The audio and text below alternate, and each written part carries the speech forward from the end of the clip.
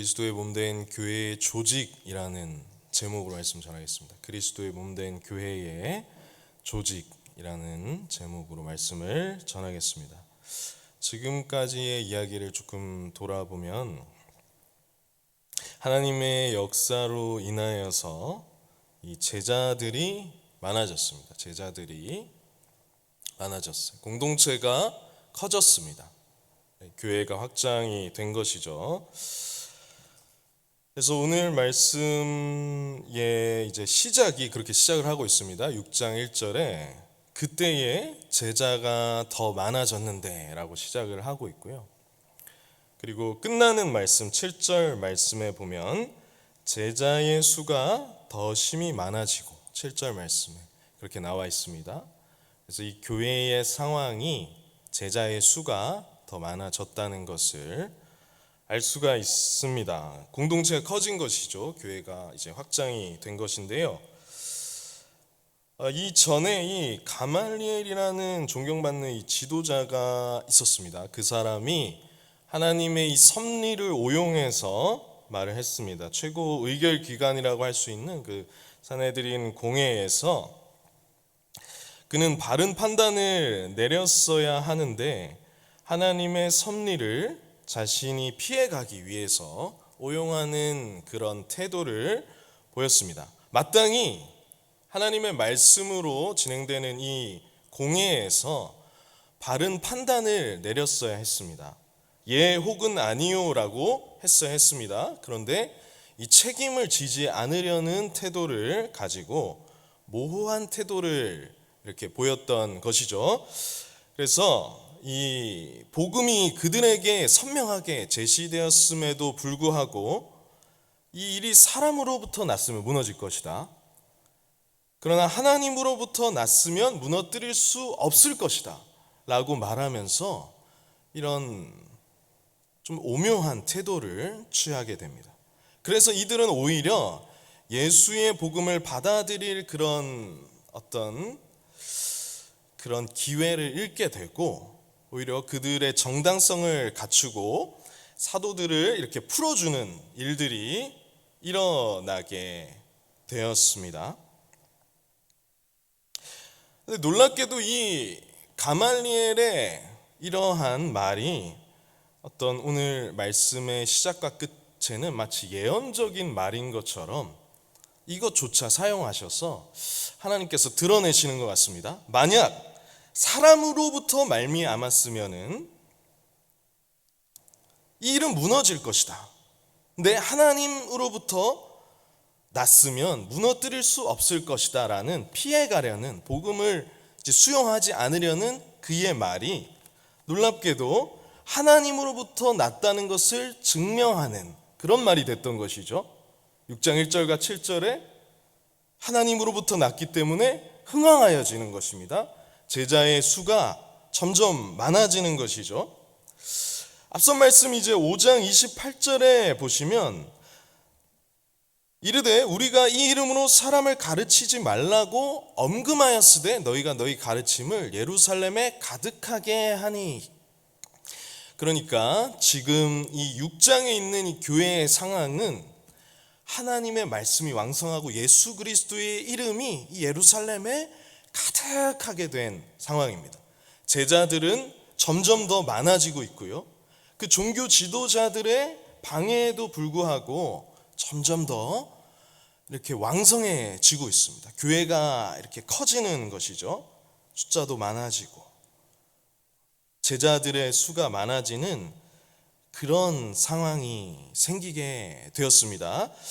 그래서 예수께서 이제 승천하실 때에 모든 민족을 제자로 삼아 이렇게 말씀하셨는데 세례를 주고 내가 분부한 모든 것을 가르쳐 지키게 하라는 이 주님의 말씀이 주님은 부활 승천하셨지만 성취되어져 가고 있는 것을 확인하게 됩니다. 그러면서 이 공동체가 계속해서 커지고 있었던 것이죠. 이 공동체가 커질 때 무언가 필요성이 생기는 그런 부분이 오늘 본문의 말씀인데요. 첫 번째로 이 유기체인 교회에서 조직의 필요성에 대해서 그 필요성을 확인하게 됩니다. 교회는 어떤 계급 사회가 아닙니다. 그렇죠? 교회는 그리스도를 머리로 한 몸된 교회입니다. 머리가 그리스도시고 우리는 그의 지체로서 존재하는 것입니다. 몸으로서 존재를 하는데요. 그것을 이제 유기체라고 말할 수 있죠. 어떤 계급을 가진 거대 조직이 아니기 때문입니다. 로마 카톨릭 경우에는 이 로마의 어떤 계급을 그 교회 안으로 가지고 들어온 그런 제도를 가지고 있죠. 그래서 어떤 조직에서는 이 계급이 오히려 거꾸로 돼서 필요에 의해서 존재하는 것이 아니라 이 계급이 그 조직을 구성하는 중요한 요소가 되는 경우가 있습니다. 그런데 사실 이것이 거꾸로 되어져서는 안 되는 것이죠. 교회에서는 하나님의 말씀을 전하는 사역이 본질이라고 할 수 있고요. 그리고 그 말씀과 기도로 하나님의 은혜를 받고 하나님을 만나는 일이 이 교회에서 본질적인 사역이라고 할 수가 있습니다. 그런데 이 교회 조직이, 그러니까 교회라는 이 유기체가 커지다 보면 조직이라는 것이 필요하게 됩니다. 필요성에 의해서, 효과적인 어떤 그런 목적을 위해서, 하나님의 뜻을 이루기 위해서 조직이 필요한 것이지, 조직이 교회를 주도해서 운영해 나가는 것이 아닌 것이죠. 어떤 성령께서 주시는 그런 필요를 통해서 이 유기체인 교회에서 조직이 필요하다는 것을 우리 말씀을 통해서 알 수가 있습니다. 오늘 말씀 6장 1절 말씀을 우리 한번 같이 읽어보도록 하겠습니다. 시작. 그때에 제자가 더 많아졌는데 헬라파 유대인들이 자기의 과부들이 매일의 구제에 빠짐으로 히브리파 사람을 원망하니. 아멘. 여기 보시면은 헬라파 유대인들이 자기의 과부들이 매일의 구제에 빠짐으로, 이 말씀이 무슨 말일까요? 이 헬라파 유대인들, 이 과부들이 구제하는데 어떤 열중했다는 그런 말일까요? 이 한글 표현은 우리가 문맥을 따라서 잘 읽어봐야 되는데요. 헬라파 유대인들, 그러니까 헬라파 유대인들과 히브리파 사람이 교회 안에 있었던 것입니다. 헬라파 유대인들은 그 그리스 로마 지역에 살던 유대인들인데 그들의 과부들이 예루살렘으로 돌아오게 된 것입니다. 그 과부들이 예루살렘에서 어떤 하나님을 사모하는 그런 마음으로 돌아왔는데, 이 사람들이 구제에 빠짐으로라는 말은 구제에서 제외되었다라는 말입니다. 그렇게 하나님을 사모하는 마음으로 이 헬라파 유대인들이 예루살렘으로 돌아왔는데, 하나님을 사모하는 마음으로 돌아왔는데, 이 사람들이 구제에서 제외가 된 거예요. 이 사람들이 어떤 생계에 어려움이 있고 교회 안에서 구제를 받아야 되는 그런 구제가 굉장히 필요한 사람들이었는데, 그 이유가 무엇이냐면은 뒤에 나옵니다. 히브리파 사람을 원망했다라는 말씀에서 우리는 이해할 수가 있어요. 히브리파 사람을 왜 원망했습니까? 이 구제하는 주도적인 그룹이 히브리파 사람이었던 것 같아요. 그래서 헬라파 사람들이 구제를 받아야 되는데, 이 과부들이 구제를 받아야 되는데, 히브리파 사람들이 주도하는 이 구제에서 이 제외가 되게 된 것입니다. 그래서 이 문제를 가지고 사도들에게 가져오게 되었어요. 그랬을 때 12사도가 이렇게 말을 합니다. 2절 말씀이죠. 12사도가 모든 제자를 불러 이르되 우리가 하나님의 말씀을 제쳐놓고 접대를 일삼는 것이 마땅하지 아니하니. 그러니까 이 말씀을 통해서 알 수 있는 것은 무엇입니까? 사도들이 즉각적인 대처를 했다는 것입니다. 이 구제 사업에 관해서 즉각적인 대처를 했고, 거기에서 어떠한 필요성에 대해서 얘기를 한 것이죠. 우리 사도들이 말씀 전하는 사역을 하고 있는데 접대를 하는 것이 너무나 중요한 일이다 라고 얘기를 하는 것입니다. 대처를 말할 때 접대를 일삼는 것이 마땅하지 아니하니 라고 이야기를 하는 것입니다. 접대라는 것이 재정 출납을 주로 이야기를 하는 것인데요. 사람들이 이 한마음이 되고 성령의 역사로 이 교회의 교제가 생기다 보니까, 거룩한 성도 간의 교제가 있다 보니까 그 안에서 사람들이 밭을 팔아서, 바나바와 같은 사람들 밭을 팔아서 사도들의 발 앞에 가져왔죠. 그래서 이 사도들이 많은 일들을 하고 있었던 거예요. 기도하고 말씀 전하고 뿐만 아니라 이 재정 출납에 관한 일도 사도들이 주도적으로 이것을 하다 보니까 사도들에게 너무 이 일의 분쟁을 조정하고 하는 일이 너무나 중했던 것입니다. 그들에게 너무 과했던 것입니다. 그래서 이들은 이것을 접대를 일삼는 것이 마땅하지 않다, 이렇게 말하는 것이죠. 구약 성경에 보면은 모세가 모든 일을 다 하고 있는 것을 우리가 보게 됩니다. 그렇죠? 모세를 떠올리게 되는 것 같아요. 혼자서 모든 일을, 재판부터 시작해서 모든 일을 다 모세한테 가져오니까 모세의 일이 너무 중한 거예요. 그래서 이드로가 와서 이 일을 사람들을 세워서 나눠서 하는 것이 좋겠다라고 하니까 오히려 그 하나님의 일을 더 잘했습니다. 그런데 이들은 성령에 충만하니까 즉각적으로 이 필요성에 대해서 인식하고 우리가 접대를 일삼는 것이 마땅하지 않다라고 그 필요성에 대해서 즉시 제자들을 불러놓고 말하게 된 것입니다.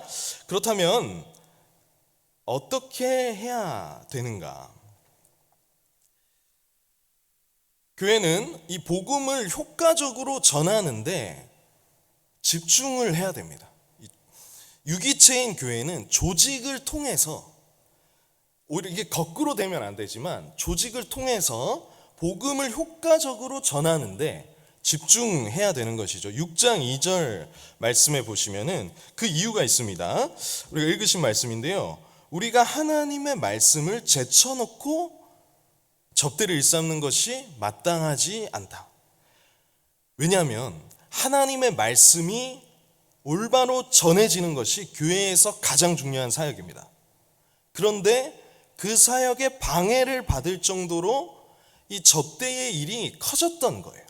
그래서 거기에서 이제 6장 1절 읽으신 것처럼 막 구제에서 제외되고, 그래서 누구를 원망하고 그러한 일들이 생겼기 때문에 사도들은 복음을 효과적으로 전하고자 했습니다. 만약에 말씀과 기도에 전념하는 이런 목회자가 재정 출납까지 세세하게 같이 한다면, 이런 부분을 하나하나 다 한다면 어떻게 말씀 사역의 시간을 온전히 할애할 수 있겠습니까? 그래서 이 미국의 유명한 존 메가더 목사님 같은 경우에는 이 미리 교회에 부임할 때 설교 시간에 대해서 확보를 받을 수 있도록 부임 전에 일정 시간을 협의를 했습니다. 그리고 약속하고 부임하시게 되었는데요. 이것은 성경적인 것이었습니다. 그 목사님이 충분히 설교 시간을 할애해서 준비할 수 있도록 교회도 한마음 한뜻이 되어서 그 교회를 이루게 되었고요. 이번 오늘날 코로나 상황 가운데서도 아주 잘 목회하고 있는 분으로 손꼽히는 분이시고, 매우 선한 영향력을 지금까지 현재 끼치고 계시는 분으로 알려져 있죠. 한국 사회도 마찬가지입니다. 오늘날 이중직에 대한 논란이 많습니다. 이중직. 근데 주로 근거는 바울이 자비량 선교를 했다는 것인데요. 그러나 사실 이 자비량 선교는 구약의 제사장과 레위인의 가르침과는 다른 것입니다. 그들은 11조로 생계를 유지를 했습니다.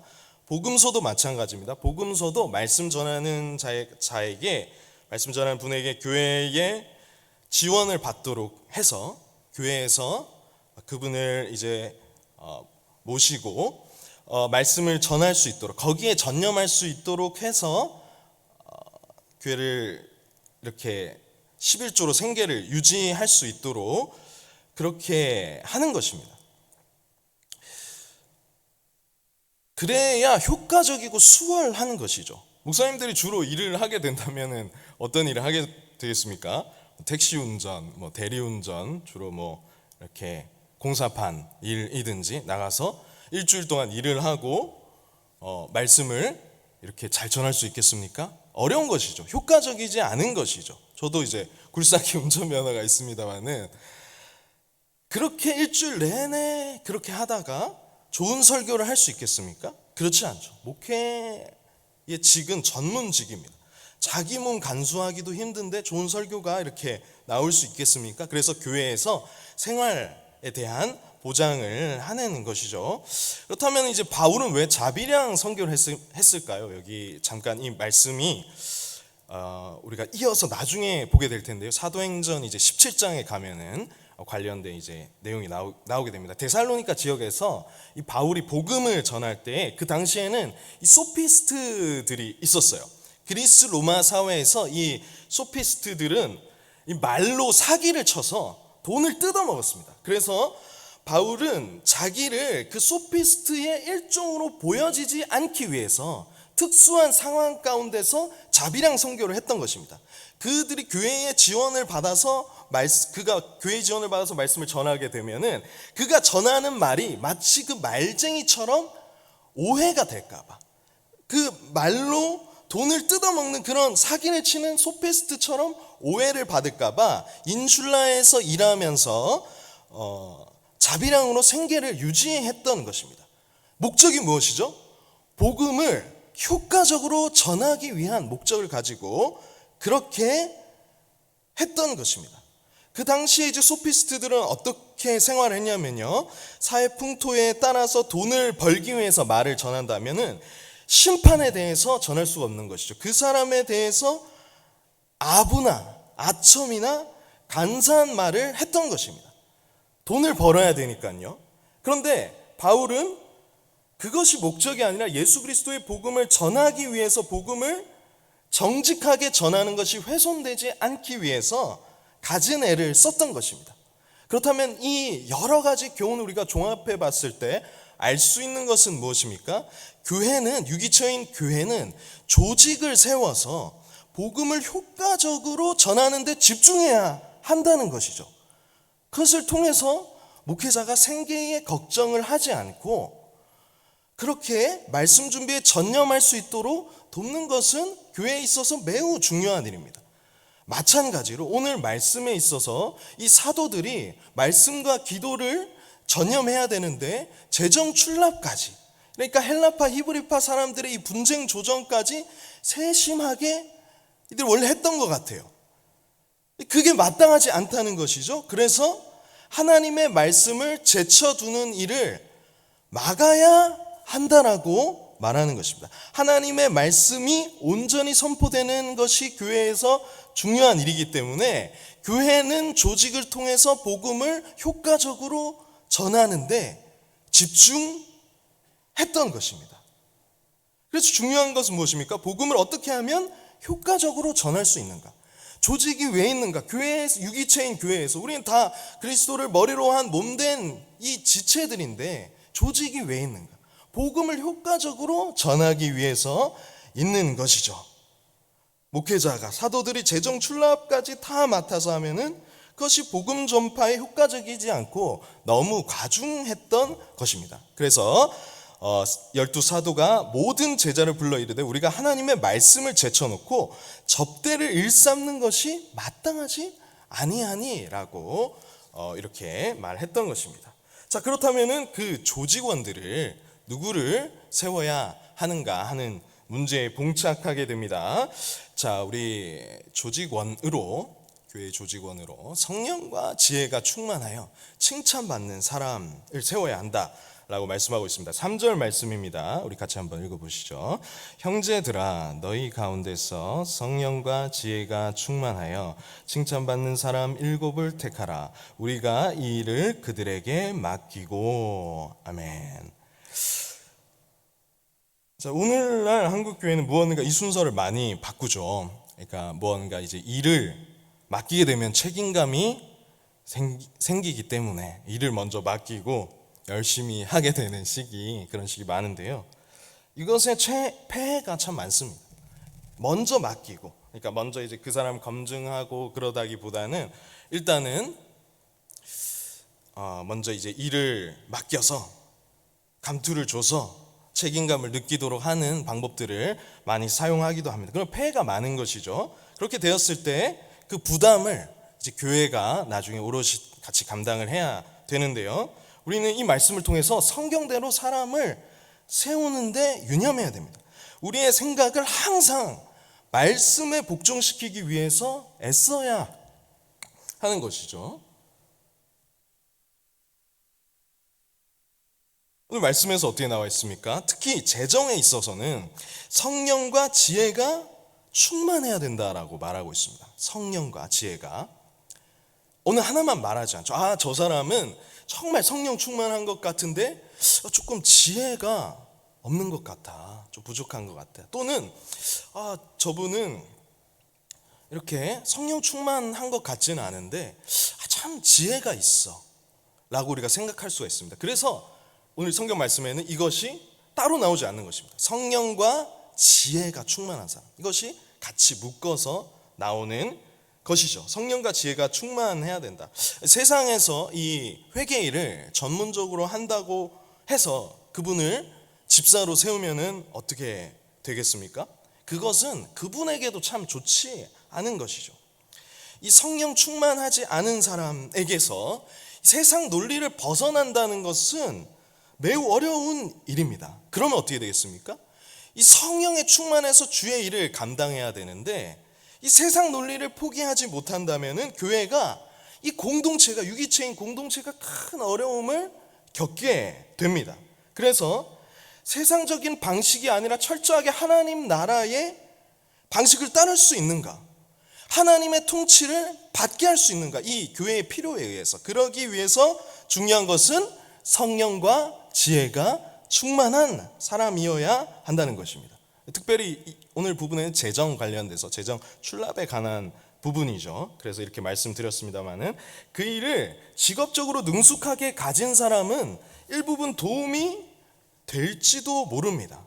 그러나 오히려 그런 세상 방식은 하나님 나라의 큰 방해물이 될 수도 있다는 것을 또한 반드시 알아야 하는 것이죠. 자, 그 다음에 어떤 사람입니까? 칭찬받는 사람입니다. 성령과 지혜가 충만하고 칭찬받는 사람. 이 칭찬받는 사람이라고 했을 때에 우리 공동체에서 어느 정도 이제 시간이 흘러가면서 칭찬이라는 것은 그 사람에 대해서 바로 알 수는 없습니다. 그 사람이 어떤 사람인지 시간이 걸려서 우리는 알게 되는 것이죠. 그래서 이 칭찬받는 사람이라는 것은 시간 속에서 함께하면서 그 사람이 어떤 사람인지 파악이 된 사람을 세워라는 것이죠. 이 칭찬이라는 것은 어떻게 나오게 됩니까? 그냥 바로 나오기가 쉽지가 않죠. 오랫동안 그 사람을 알아온 데서 우러나오는 것을 말하는 것입니다. 그래서 성령과 지혜가 충만하고 그리고 칭찬받는 사람 7 일꾼을 세우게 됩니다. 자, 그래서 5절 말씀에 이렇게 나오고 있죠. 온 무리가 이 말을 기뻐하여 믿음과 성령이 충만한 사람 스데반과 또 빌립과 브로고로와 니가노르와 디몬과 바메나와 유대교회에 입교했던 안디옥 사람 니골라를 택하여 이렇게 세우게 됩니다. 자, 그 결과 어떻게 되었는지 우리 한번 같이 확인해 보시죠. 자, 이렇게 교회가 유기체인 교회가 필요에 따라서 조직을 세우고 하나님의 말씀이 온전히 전해지게 하고 그 일을 나눠서 했을 때, 자, 7절 말씀을 우리 함께 같이 읽어보겠습니다. 시작. 하나님의 말씀이 점점 왕성하여 예루살렘에 있는 제자의 수가